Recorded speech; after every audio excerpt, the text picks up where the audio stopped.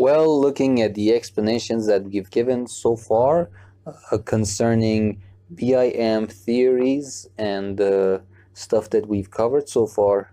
So we start a project, we go to the electrical part and move on step by step from here.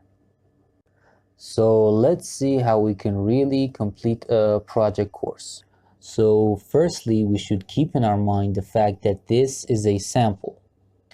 A lot of the AutoCAD files that you will deal with from now on will have this problem. So pretty much every AutoCAD file that you have will have this problem. And as you know, with the talks that we've had, you have to set up a few items before you start a project.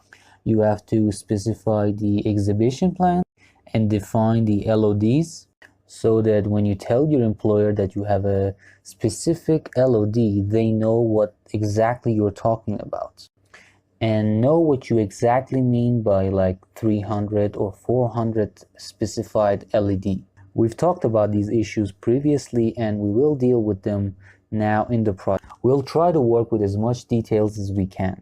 Not saying that all of our projects need to be done in this way, but because we are teaching here, we need to work with as much details as we can in the shortest amount of time possible. So going on from here, try to pay attention carefully so you can learn as much as you can. So that if you have a project later on yourself, according to your contract and your employer demands, you could work properly. And as we said, employer demands are one of the most important parts in BIM bands. But just because we're working with the highest amount of details possible doesn't necessarily mean that you can't work on a project later on that's much simpler than this and deal with them. And I'm really hoping that you listen to this project carefully, step by step, and with a lot of attention to details so you can learn properly. Just a quick note that I have to mention about modeling here. You don't necessarily have to work the project the exact way that I'm doing it. Later on, you can use other methods that you want in modeling. In the BIM process, however, we have a pretty straightforward procedure that you follow. And you have a pretty much laid out plan beforehand. However, in the modeling project, you may say, well, I'm more comfortable with this particular technique. And if we have a precise output that can solve your problems, then it's fine. You can use your own techniques. And you might not be as comfortable with a certain technique that I'm using in the project. So you have a bit more freedom to do what you want in this section. But I also have to point out the fact that the procedure that we are using today is precise and has answered all of our problems pretty much. Because as you know, our team has done a lot of projects using this technique inside and outside of Iran. And up to this point, we know pretty much what we have been asked in our projects and how we can deal with those issues and solve them. So the techniques that we're working with here aren't something haphazardly made out of nowhere. We may have used different techniques before, but the previous techniques may not have answered and solved all of our issues and problems that we had to deal with. So we moved on to newer and better methods and we're using them till this moment. Like the techniques that we've been working with in the 2020 Revit package, in which we said, let's work the wall separately and draw the joinery separately.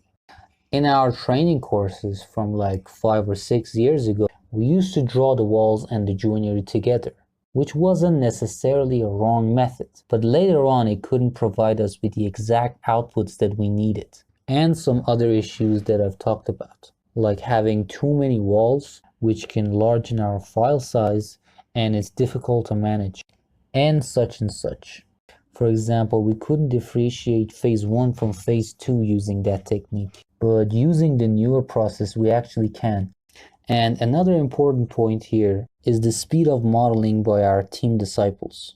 And another very important tip that I have to mention before we start our project is the speed of our modeling. Our speed may drop down in modeling.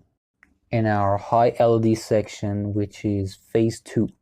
But now, because you're working the joiners separately and then the sets separately later on, the mechanical and electrical team actually just needs the set file from you.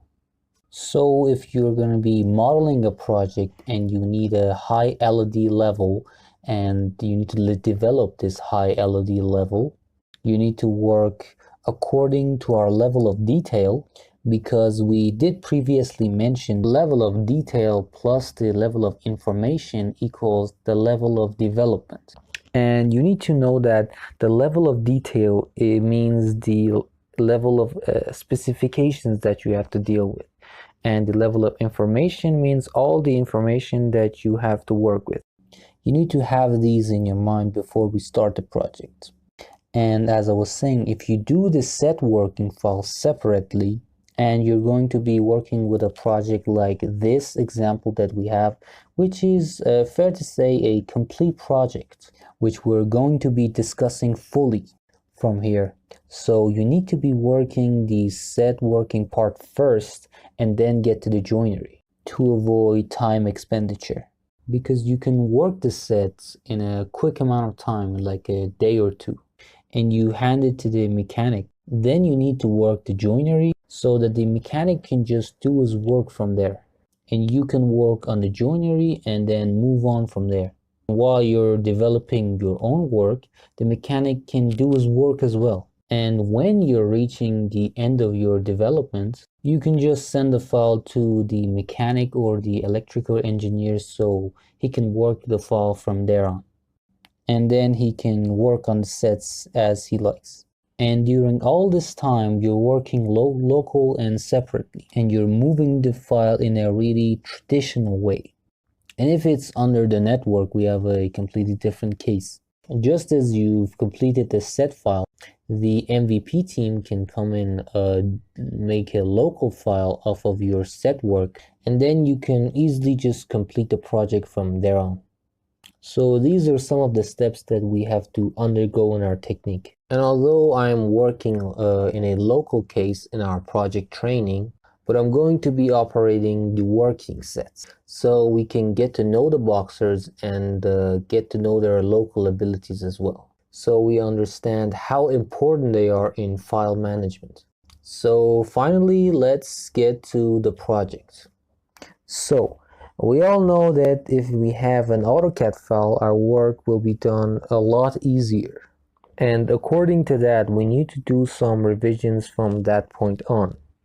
And normally when you've got the CAD file and you're working in it and you're going forward, you obviously need to respond to your employer's demands. And so there are a few tips that you can work with in order to do so in a relatively small project, because the case is different when you have a bigger project. And when we say a small project, we're talking about something that you could complete in a span of a month or two. You can work the project in the AutoCAD file despite a few issues that may pop up on your way, and you would be absolutely fine. And the reasoning for this is that you can deliver all of the issues to your employer all at once, and you would be fine. And after that, process will be started, some coordinations will be made, and you will be given a new plan. And you can do your reworkings and so on.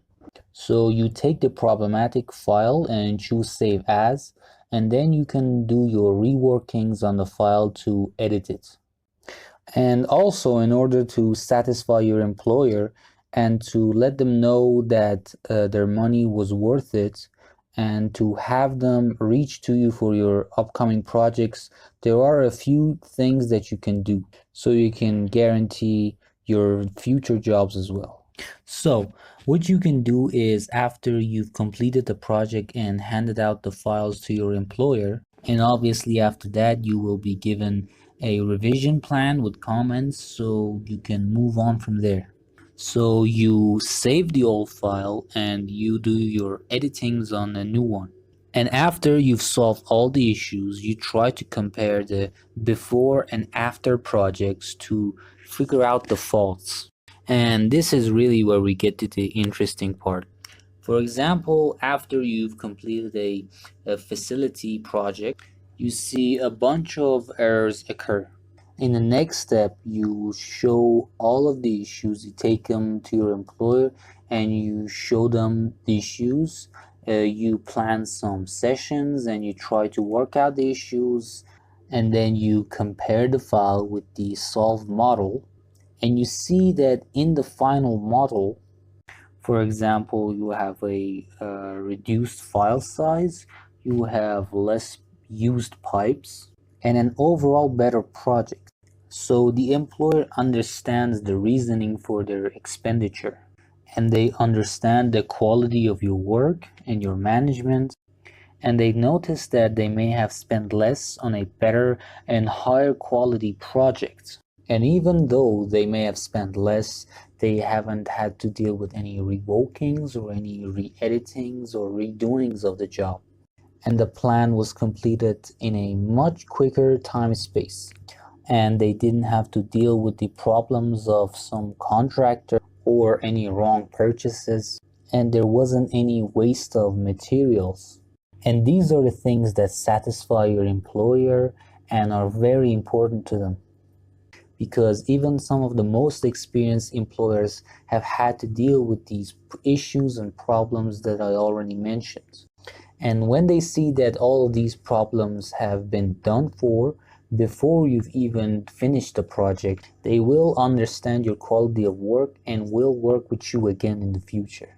And even if they don't plan any new contracts with you, the important thing is that you know you've completed a satisfying and well-made project. And your employer knows that they've been handed a world-class and high-quality BIM project. And everyone, including all other employers, will be benefiting from this fact. And this is pretty much a win-win case for all. And we're not saying that just us managers and BIM planners are the only ones that benefit from this. And even the people who are going to be living in that environment will be benefiting from this, because they know that they'll have a much easier job to do with upcoming issues that they might have, because they've been given a dynamic model. And if anything were to come up, they could assess the modeling project again, and they can do any revisions as they wish. So, moving on from this topic and back to our project, as I said, we will be working with the highest amount of details possible, and some other techniques for which I will be giving you the outline of that you can use. And you can use any alternative method that you like, but according to the outcomes that we've had, we do have the proper techniques that you can use. And in the end, the choice is yours, but we do